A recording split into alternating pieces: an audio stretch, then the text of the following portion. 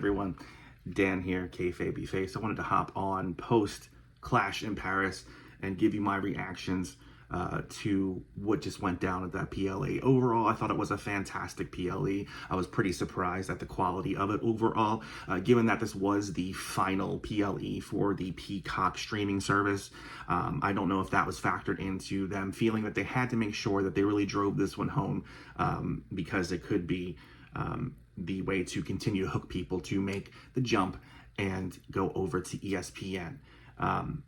Yeah, I thought it was really great. Just want to run down match by match, give you my thoughts, and a rundown of what happened. So if you have not watched the PLE yet, I would recommend holding off on this video just to make sure that there aren't any spoilers. So first up, we had Roman Reigns, the OTC, up against Bronson Reed. I was really just kind of taken aback by this match. I was pleasantly surprised. Full disclosure, haven't been the biggest Roman Reigns fan since I have been back watching wrestling again in the past year. I was familiar with him before when he wasn't really liked, but this whole tribal chief bloodline thing, I missed all of that. So, yeah, I was actually really impressed with the in-ring work between Roman and Bronson. Bronson really looked dominant in most of this match, and I really liked that, being able to, again, break down a character like Roman, who is, this heroic figure. So I thought that that was great. I think that this is obviously, given what happened after the match, which I'll talk about in a second, I think that, again, this is great for the character journey of Roman Reigns, where he is alone pretty much. No more bloodline, no more wise man. He is on his own trying to push forward in the WWE. So Roman did take home the win, which was awesome. However, the aftermath of this match was incredible. We again had Braun Breaker come out from the back, surprise everyone, and spear Roman Reigns, jumping from one announcer table, the French announcer table, and just leaping to spear him off of the broadcast announcer table. Pretty incredible stuff. They just proceeded to just beat the crap out of Roman Reigns, and he was taken away in a stretcher, and of course he went to the hospital.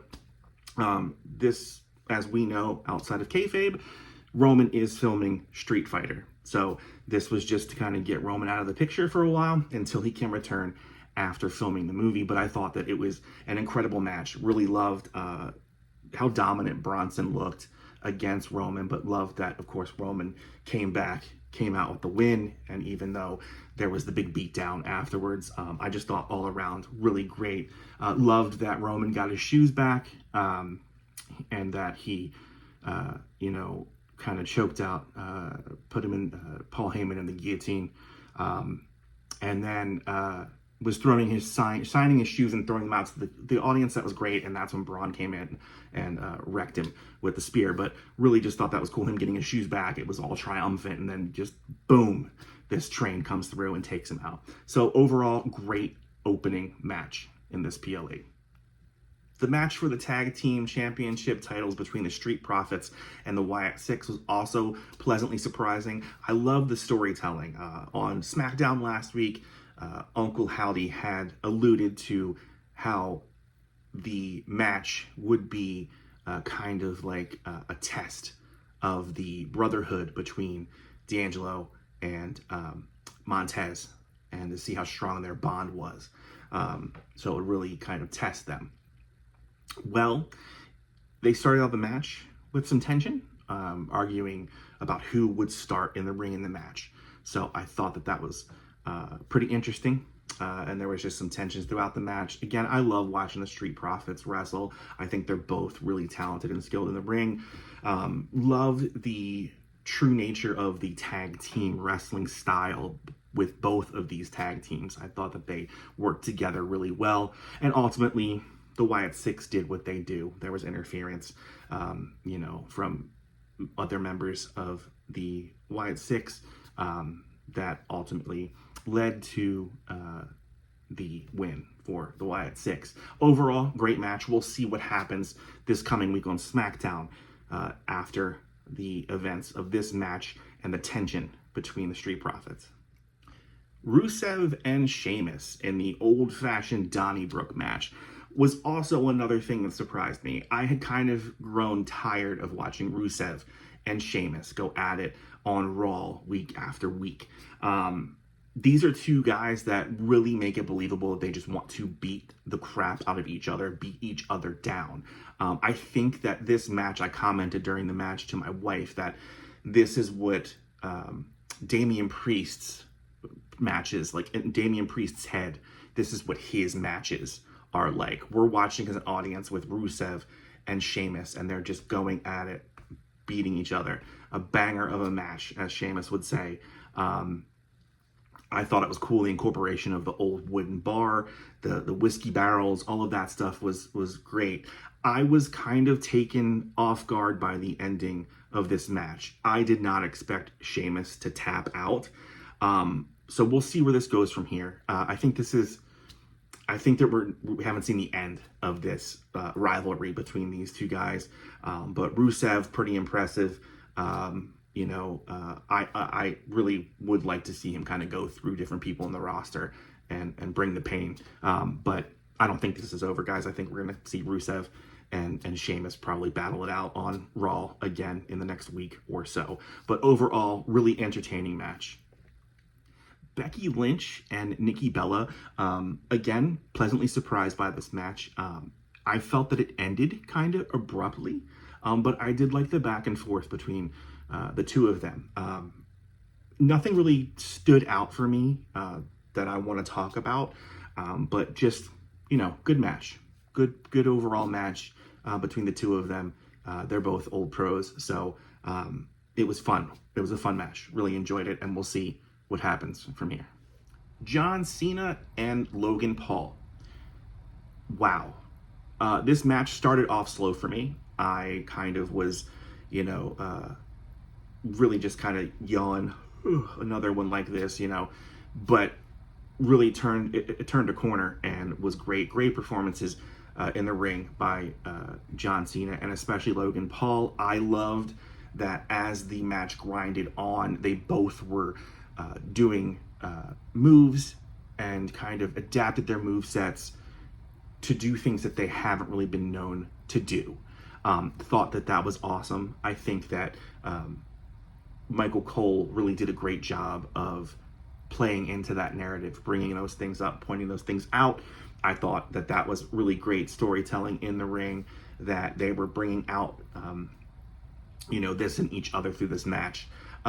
Again, though, finishers used to be, I don't mean to sound like an old man screaming at the sky, but you remember back in the day, guys, finishers really finished the match. This was one of those examples of a modern day problem that I have with wrestling, that finishers in the WWE don't really mean anything. So they just kicked out after finisher after finisher after finisher. But overall, great match. Really loved the performance from Logan Paul and thought that John Cena did what he was supposed to do. He did pull that out of Logan Paul, but then also put on a performance that kind of reminds you that he still is one of the, he's one of the greatest, and that he can still, kind of put on a show like that in the ring. I thought it was really awesome. The main event for the heavyweight championship, the fatal four-way between Seth freaking Rollins, LA Knight, Jey Uso, and CM Punk. I kind of had the script running in my head as I was watching this match. Not really surprised how it went. Was kind of surprised by the ending of this a little bit, but not like gobsmacked where my jaw was on the floor. But basically, guys, this is how Seth Rollins operates, and I thought we were going to see something different today because he didn't have his Vision team with him. So I was kind of curious to see how he would pull this off. I was really I would have cried if LA Knight would have pulled this match out and won. I would have loved to see that. I started to find myself getting mad at Jey Uso because he kept ruining it for LA Knight, and I'm not a Jey hater like everybody else seems to be. I get his place and what he is in the brand, right? And regardless of his in-the-ring work, he did play the role of spoiler for us LA Knight fans tonight, constantly kind of getting in the way of LA pulling out a victory. But the ending, man, I knew it was going to kind of come down to Seth and Punk. That's just kind of the writing on the wall, right? That's just kind of how it goes over and over again in this rivalry. But bringing Becky Lynch into the picture is, I don't know, man. The post show, you know, the talking heads were like, oh, does this mean she's part of the Vision? She's Seth's wife. Kayfabe and out of kayfabe, I mean, they don't really, there's, you know, no denying that. So we'll see what happens with this moving forward. The Vision thing, I've kind of grown tired. I've kind of said that it would be cool if we had kind of like something that would rise up against the Vision, like a united front, another kind of faction or something that would battle against them. Maybe we pull up some mid-carders to kind of like fight against this. And I really don't understand what Seth's end game is with the Vision. And I think that that's another problem with the storytelling in the WWE, is that there is no long game kind of figured out with a lot of things. So we'll see where this goes, but I am not surprised that Seth won. I expected him to win. Just Becky getting involved was a pretty big surprise. Again, overall, I thought it was a fantastic PLE. Again, the last one of the Peacock era. We move on now to the giant, massive deal that TKO or the WWE signed with ESPN, and their first PLE will be WrestlePalooza, which is a horrible name, just so generic. But yeah, that happens on, I believe, the 20th of September in Indianapolis.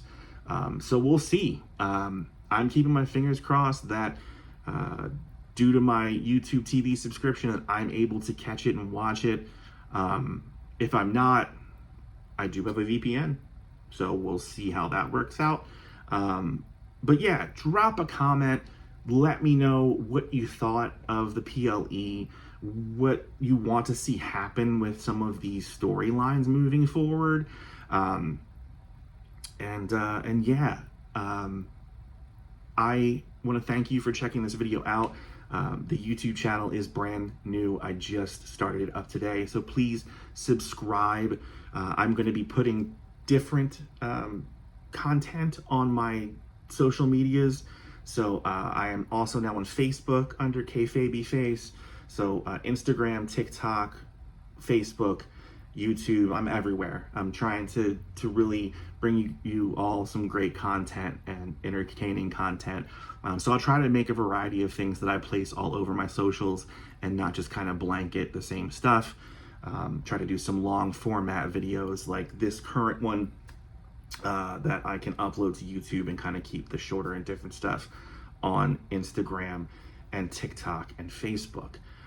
But yeah, there's some more toy photography coming up. I've been working on some things, working on my arena setup, and just kind of self-fabricated an entrance stage that I'm going to be doing some stuff with. So this is all new to me. I'm loving it. I'm really excited about it. It kind of helped me prepare for my surgery mentally and emotionally, and is getting me through you know, my recovery. So that's really cool. I'm finding a lot of joy in it, and the fact that there are people that want to engage, check out content, hear my opinions and my thoughts, that's awesome too, as well as enjoying some of the photography that I'm trying to put up on my Instagram and TikTok and Facebook. But follow me, subscribe, all that good stuff on all those platforms. It is KFabyFace Wrestling. And thanks for watching. Hope you enjoyed Clash in Paris. Again, comment, engage, tell me what you're looking forward to at WrestlePalooza. Thanks, fam.